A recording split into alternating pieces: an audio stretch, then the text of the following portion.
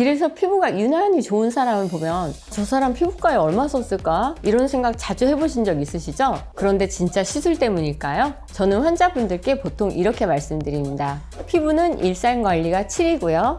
그리고 시술이 3이라고요. 아무리 좋은 시술을 받아도 생활 습관과 스킨케어 습관 이 둘이 나쁘면 우리 피부는 다 금방 돌아가게 돼 있습니다. 반대로 일상 피부 관리만 잘해줘도 시술 효과는 2배 가깝게 올라가거나 훨씬 오래 유지될 수 있는데요. 그래서 오늘은 제가 진료 중 많이 말씀드리는 피부 예쁘게 관리하는 법 몇 가지를 알려드리려고 합니다. 생각보다 아주 사소한 습관들이어서 놀라실 수도 있는데요. 이것만 잘 지켜도 몇 달 후엔 훨씬 좋아진 피부 상태를 보실 수 있을 겁니다.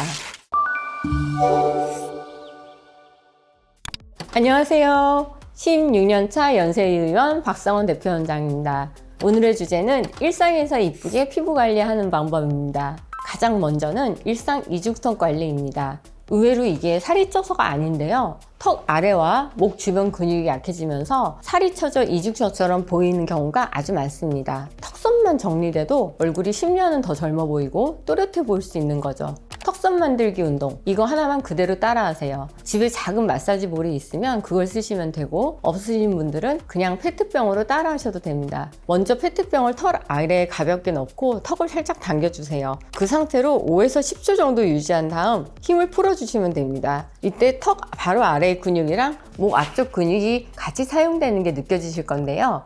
이 두 군데 근육을 꾸준히 자극해주면 턱 아래 받쳐주는 힘이 강해져 턱선이 또렷하게 보일 수 있습니다. 하루 5번에서 10번 정도만 반복해 주셔도 충분하고요. 또 한 가지 좋은 점은 이 운동이 거북목 완화하는 데도 도움이 된다는 점인데요. 하루 짧게라도 꾸준히 교정해 주시면 턱선과 자세 교정 모두 챙기실 수 있을 겁니다. 두 번째부터는 일상 스킨케어입니다. 생각보다 잘못된 방법으로 스킨케어를 하시는 분들이 계신데요. 이게 한두 번은 괜찮지만 계속 반복하다 보면 피부에 손상이 갈 수 있거든요. 그래서 많은 분들이 헷갈려 하시는 부분들로 나머지 4개를 채웠습니다. 같이 문제 맞춰보셔도 좋을 것 같습니다. 1번, 자외선 차단제는 두피에도 바르는 것이 좋다? 정답은 세모입니다. 이건 어떤 자외선 차단제를 쓰느냐에 따라 답이 달라질 수 있습니다. 우선 얼굴용 자외선 차단제를 두피에 직접 바르는 건 권장하지 않습니다. 얼굴용 자외선 차단제는 피부에 밀착돼서 오래 유지돼야 하는데요. 그래서 보통 크림이나 로션처럼 유분이 있는 제형으로 만들어져요. 그래서 두피에 바르시면 모공이 막히면서 모낭염이 생길 수 있습니다. 차라리 모자나 양산으로 자외선 차단을 해주시는 게 좋아요. 다만 머리카락이 거의 없는 경우라면 예외적으로 두피에 얼굴용 자외선 차단제를 사용할 수 있습니다. 요즘은 두피 전용 자외선 차단제도 많이 나오거든요.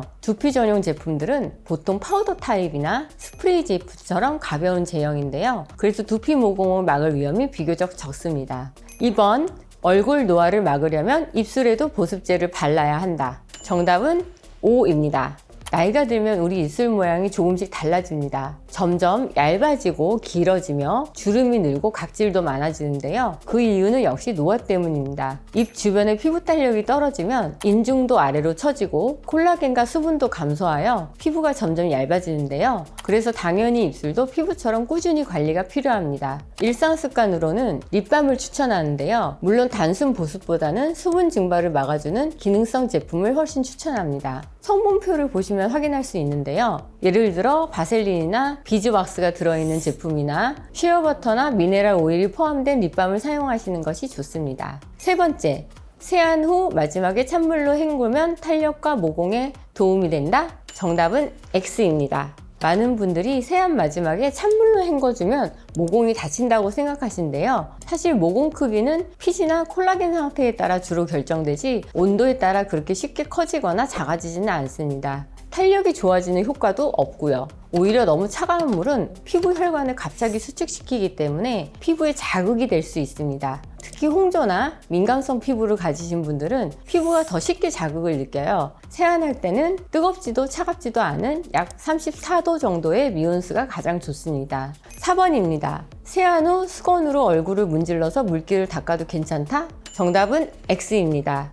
세안 후에 수건으로 얼굴을 세게 문지르는 습관은 생각보다 피부에 자극이 큽니다. 그래서 특히 피부가 젖어 있는 상태에서는 외부 자극에 더 취약할 수밖에 없거든요. 그래서 세안 후에는 수건으로 비비지 마시고 가볍게 눌러주듯이 톡톡 두드려 물기 제거하는 게 가장 좋습니다. 또 한 가지 꼭 기억하셔야 할 게 있는데요. 수건을 여러 번 반복해서 사용하시는 분들 계시죠? 겉으로 보기에는 깨끗한데 사실 한 번 쓰고 나면 각질이나 땀 그리고 여러 미생물이 뒤섞여 있는 상태가 됩니다. 그래서 여드름이나 모낭염 같은 피부 트러블을 악화시키는 원인이 될 수도 있습니다. 가능하면 수건은 한 번 사용하신 후에 60도 이상의 온수로 세탁해 주시는 게 좋습니다. 마지막으로 5번입니다. 세안 후에는 가능한 빨리 보습제를 바르는 것이 좋다? 정답은 O입니다. 우리 피부는 세안 직후에 가장 건조해지기 쉬운데요. 세안 후에는 피부 장벽이 일시적으로 약해지면서 수분이 쉽게 증발할 수 있기 때문입니다. 그래서 가능하면 세안을 하고 최대한 빨리 보습제를 발라주는 게 피부 장벽을 보호하는 데 도움이 됩니다. 보통 3분 보습 법칙이라고도 많이 말하죠.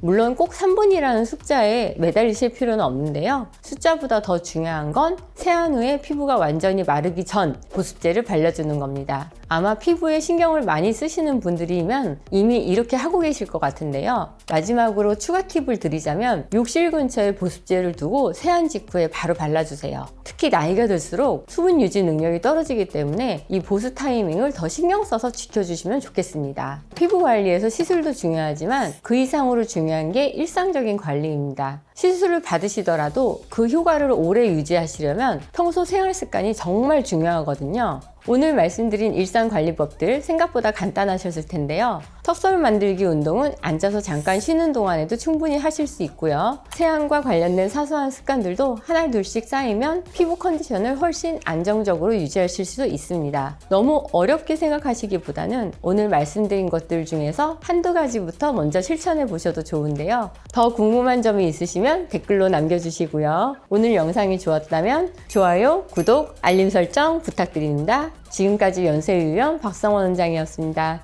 감사합니다.